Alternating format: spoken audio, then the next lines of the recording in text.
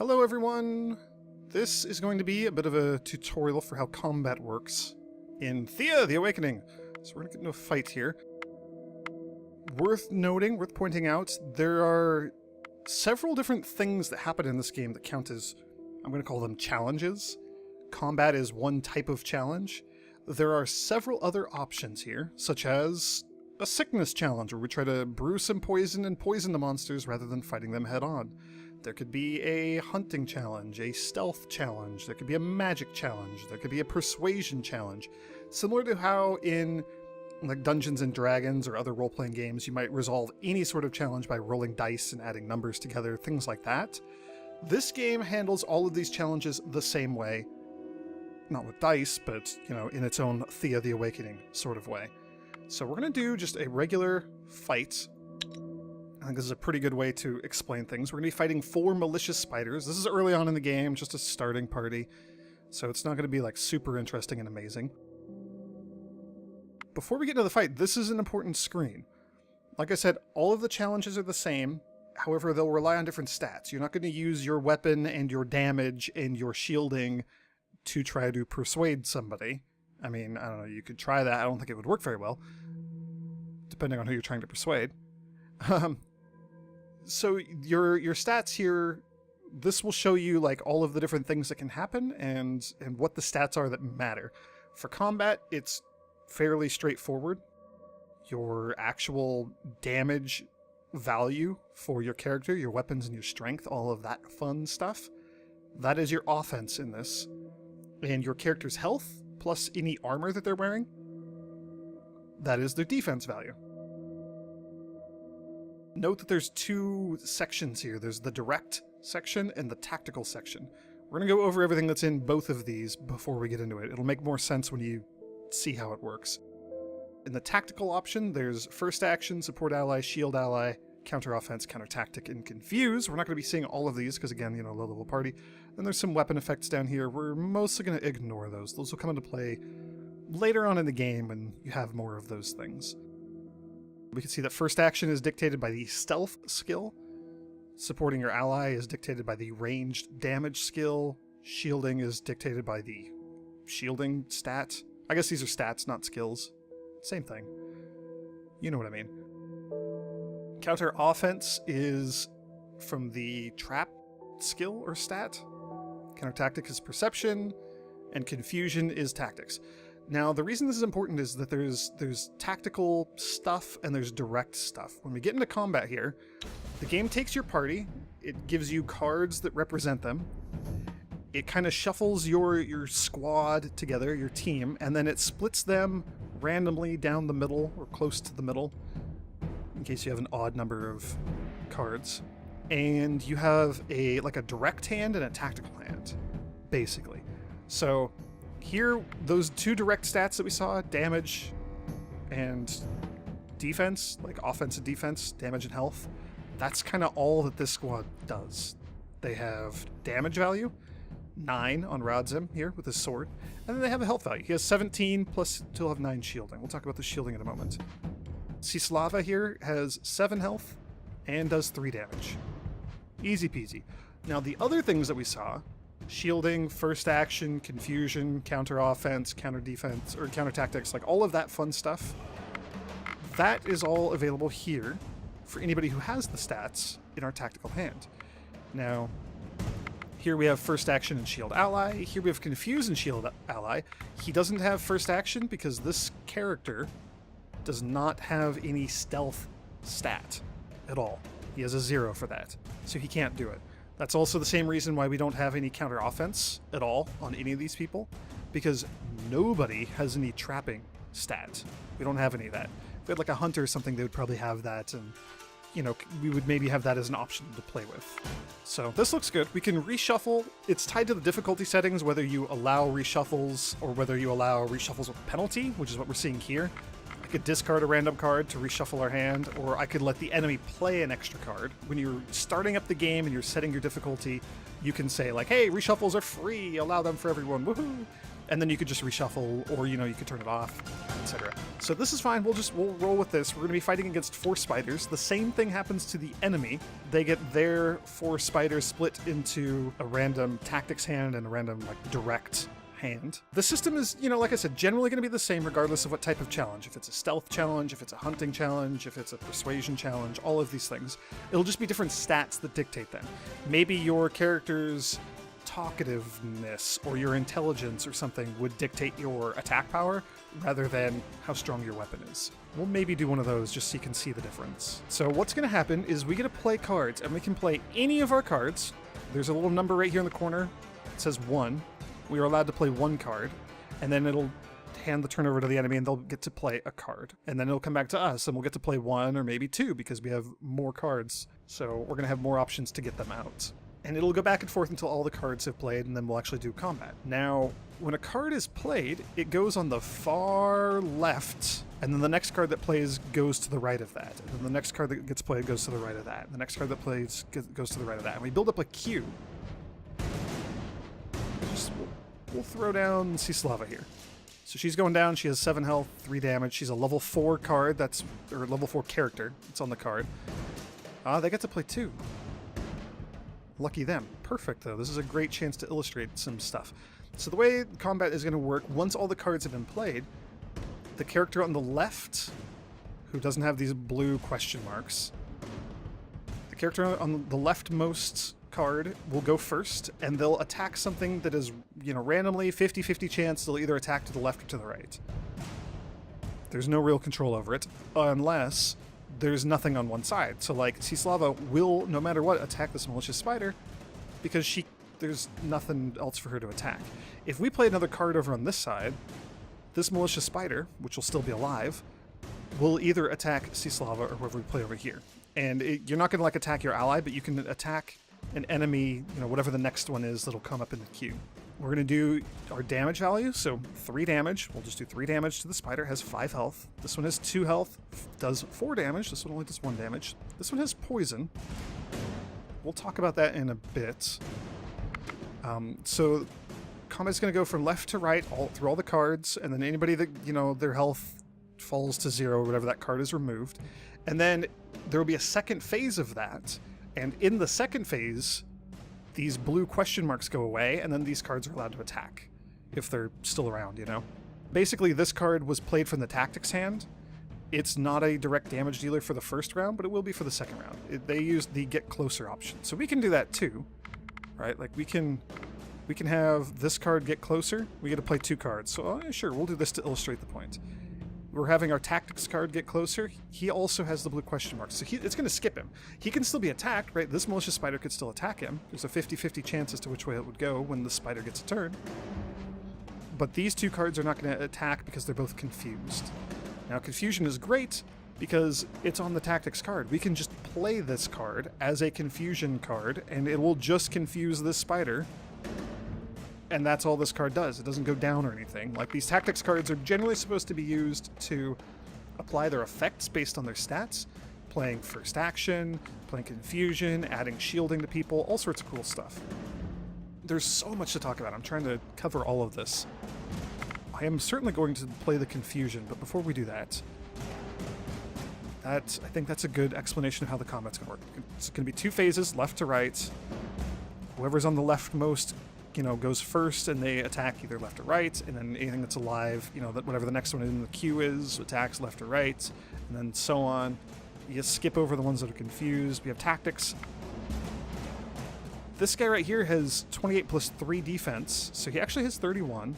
The plus 3 came from the shielding here, so the shielding gets added to whatever your health is. Shielding has a nice little property. If you only take shielding damage, that doesn't translate to wounds. That's just damage that your character can kind of shrug off. It's bonus armor, effectively. So shielding is really important. And after the 2 phases, left to right, of combat, any remaining cards go back into your hand, you shuffle them, you randomly split them between direct cards, tactics cards, and you do it again. Whenever that happens and they come back to your hand, any shielding gets restored. Your health does not. Your health is a stat value, and if your character takes actual health damage, if Cislava gets attacked here, her 7 health will go down. she will have less than 7 health out back in the game when we get out of here. So managing your health and stuff is important.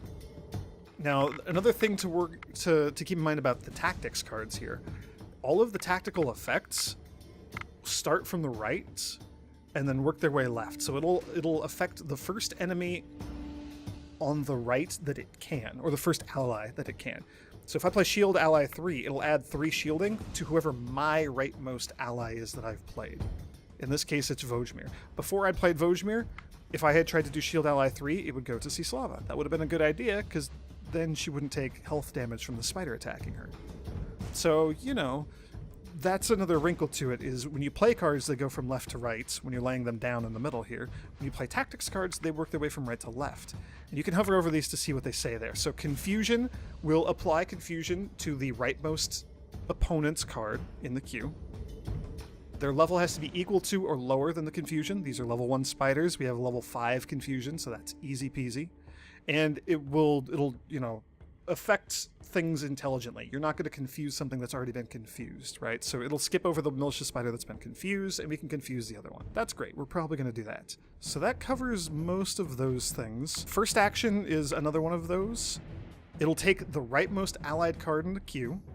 Their level has to be equal to or lower than the first action value, and it will just move them all the way to the front, the leftmost position in the queue. So we don't have any level 1 allies, so the first action 1 will not do anything. We do have, you know, level 7 or lower allies out there. Vojmir meets that qualification. Rightmost character, level 7 or lower. So if we played first action now, it would just move Vojmir all the way over here to the leftmost spot. Kinda cool. That's a thing that we could do. It might be a good idea. It might not. What I think we're going to do is we're going to play the Confusion here.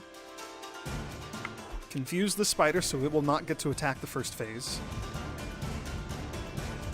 Okay, they're playing this spider as a get closer card? No! Oh, they tried to counter tactics. Okay. So they tried to use the perception value to counter tactics, but it was only like a 3, and, you know, like everything else, the number and the level will have to match up. So it would affect... He could have gotten rid of one of my cards, just forced me to discard it if it were level 3 or lower. Luckily, it was not, so we were good. We're going to play Rodzim just straight up. So Rodzim's going down. He's got the 17 health plus the 9 extra from his shielding. So he's super big and tanky and just going to be right there in the middle. Now, the thing that I like to do in my head is work through and try to make sure, you know, we're taking as little damage as possible, because again, wounds and damage you take in the game transfer outside, and that can be real bad. So if we look at how the queue is going to go, Cislava is going to attack the first spider for 3 damage. No turn, no turn, no turn. Rodzim will attack. He'll either crush this spider, or he'll crush this spider. 50-50. If he attacks the wrong spider, let's say this is the wrong spider. If he attacks this way... Actually, that would be a good one for him to attack. If he attacks this way, though, this spider will get a turn, and it'll do 3 damage to either Rodzim or another card if we play another card. He can take that, and he won't get any wounds either. This spider's a little bit scary. It has poison. If it's attacking somebody and they are not at max HP, and they don't have any shielding either, the poison value will be doubled. So this spider does 5 damage, effectively, and it can potentially do 6 damage if somebody's been wounded. So I'm really glad that we have all this confusion and stuff, because that's going to help us not take any damage. Now, what else could we do to try to, like, stack things in our favor? Well, we can actually play Niluba, and then we can use first action to get her to the very front of the queue. So her 16 damage will kill this spider, and then Cislava will kill this next spider. Then Rodzim will have no choice but to kill this spider, and then we're good. Now, one other small aspect to how this works. When a tactics card or something is played, right, we played a confusion card, it just went to the discard pile. The enemy played a counter tactics card that went to the discard, or counter offense or something. It played something, some sort of effect. Sadly, the game doesn't tell you like what the effect was, it just shows you the card and then whether it resolved or not. Anyway, once there's nothing left on the board to attack, like whoever is left on the board, if they, you know, if the combat is still going, they will attack the discard, because you have to wipe out the entire enemy team, or they have to wipe out our entire team. So first wave of combat, if we do first action here, we're going to wipe out all the spiders. Second wave of combat, we're going to start attacking their discard pile, because there's nothing left on the board to attack. So there's 16 damage there, took out that spider. 3 3 damage there, took out the second spider. Rods him, did a bunch of damage, took out the third spider, and now we all get our turns, but Niluba's going to wipe that one out that's in the discard. Easy peasy. And there we go, we win. No damage taken, nothing like that. We get a bunch of rewards. That's pretty cool. We're going to have to pass a turn here, but there's some skeletons and zombies and stuff over here. Looks like 2 broken skeletons and an unliving corpse. So let's go maybe fight them a little bit and do another bit of combat here. Now we could do a tactical challenge. Killing those undead fiends is a must. We better do it smart with some tactical fighting. Or we could just do another combat. Let's actually do the tactics one. I don't think this is going to work out too well for us because I don't think we have great tactics. And before we make the choice, we can actually look at our group. We can see, like, here's everybody's stats, all the different characters. So Cislava is a medic. These are all of her stats. She has 4 medical stats. She does 3 damage. She has 8 speech. She has 1 gathering, 10 will, etc., etc., etc. Everybody has different stats. Some people will have stats that other people don't have. Vladislav, because of his weapon here, it inflicts poison, so he effectively has 2 poison damage, just like that spider we saw. So it'll be 2 extra damage in combat, but sometimes it can be doubled and do, you know, a total of 4 extra poison damage. That's cool. He has 3 attractiveness. All of these things, if you hover over them, it'll say what the stat is. Attractiveness is used in many events, and it's used for first action and counter offense in social challenges. Those are a couple of tactical things that we've learned about for tactics cards. Blunt damage is pretty cool. If you do blunt damage in combat, any damage beyond an enemy's total HP, like if you hit something for 10 damage, which I think he has, right? He has exactly 10 damage. Perfect. This is a great example. If a spider has 5 health and we hit it for 10 damage, the other 5 damage on a blunt weapon will carry through to the next enemy. So blunt damage is good for like crowd control. You can use it to hit multiple enemies, assuming you're killing the first one and have some damage left over. If you do 10 blunt damage to something that has 10 health, you killed the thing with 10 health, that's it. If you do 10 blunt damage to something that has 11 health, the enemy will have 1 HP. Nothing is carrying through. You actually have to kill something and have damage left over to carry through. Only for blunt damage. And then there's piercing, which we'll talk about in the actual Let's Play. We don't have any of it to show off right now. It's really rare. It's really, really good, too, in my opinion. We have, like, shielding from the Iron Mask, so that's where part of his shielding stat came from. So all of these things. You can also go in here and filter, like, okay, just show me, like, what the actual combat fighting challenge stats are. Okay, blunt damage is used in combat, armor is used in combat. We can see that Clear Mind is not. We can see that attractiveness is not used in combat, etc., etc. If we look at tactical here, so Clear Mind is used in tactical challenges, and Feint is used in tactical challenges. Oh, okay, Feint does double damage to damaged characters. Okay, so it's effectively poison, right? So we can read stuff over here about the different stats and figure out, like, okay, so what's going to be used? Seems like intelligence is going to be one of the main stats, and we'll leave the filter up, and it will only show us those stats when we look at our characters here. We don't see damage or armor or these other things that don't matter. Okay, 3 intelligence, 2, 5 intelligence, 7. We have will is effectively going to be our HP, I believe. We have a few people with some tactics. Yeah, okay, you know, maybe this will be okay. Maybe this will be okay. Let's try a tactical challenge here. So we're going to do a tactic challenge. Now, not always, but most of the time when you're doing one of these other types of challenges, persuasion is kind of an exception, but if you're doing like a stealth challenge or a magic banishment ritual or like a gathering challenge, you're not actually fighting the enemies, you're fighting kind of a set difficulty. So in this case, we're fighting 2 tactical things, two abstract representations of tactical difficulty that we have to overcome. And we can see all of our stats over here. So yeah, willpower is used to manage our defense. That's our health, effectively. Our intelligence is going to be our offense. Tactics can be used in place of range damage to add attack value to cards. Shielding is your speech value, not your actual shielding value. Magic is used to counter offensive cards. Your perception is used in place of stealth for first action. But you can see it's all the same things, all of the same abilities, the same options, just controlled by different stats. So yes, we'll do this. Sure. That actually looks terrible, but we'll just roll with it. It'll be fine. It'll be fine. We get to play our card first. Luckily, there's only 2 of them, so there's, 2 opponents means there's 1 tactical card and 1 direct card. Nobody has very good health, but everybody has good shielding, which is maybe even more important. We actually have a really good group of talkers. For just being like a bunch of warriors out here, we're real good at talking. That's kind of amazing. You only have shielding. You don't have any tactical or magic or any of that other fun stuff with your stats. Yeah, let's play Vladislav here. Only gonna do 3 damage. Has 2 health plus the extra 5. Let's see how tough these are that we're up against. Ooh, 10 health and does 6 damage. Well, the good news is just right now, if we just end combat here and nothing else happens, Vladislav would do 3 damage. Then the tactics would do 6 damage.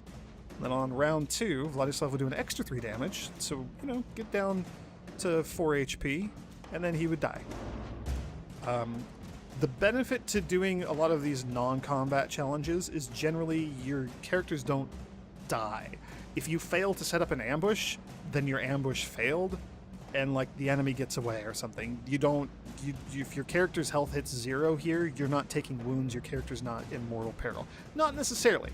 I mean, there are some weird exceptions. If you're trying to talk a dragon out of roasting your characters alive and you're trying to do a persuasion thing, then, failing that challenge is probably not going to go well for you.